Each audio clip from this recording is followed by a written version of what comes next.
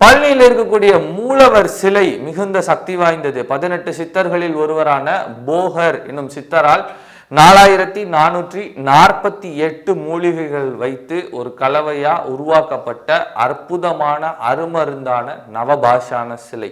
இந்த 4448 மூலிகைகள்ல அத்தனையும் நல்ல மூலிகைகளா அப்படின்னு பார்த்தோம்னா கிடையாது. விஷ மூலிகைகள் அதிகம் இருக்கு. விஷத்தை எல்லாம் முறித்து அந்த விஷத்திற்கே மருந்தாக மாற்றக்கூடிய அளவிற்கு சித்தர்கள் ஒன்றிணைந்து உருவாக்கிய ஒரு அற்புதமான சித்தர் வடிவ சிலைதான் இந்த முருகனின் சிலை, நவபாஷான சிலை, போகர் நமக்கெல்லாம் அருளிய சிலை.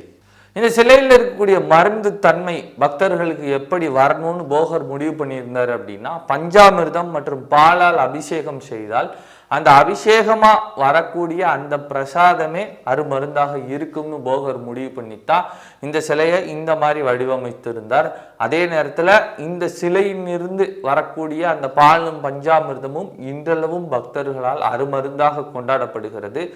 போகர் தன்னுடைய சமாதியையும் இதே பழனியிலேயே அமைத்து கொண்டார்.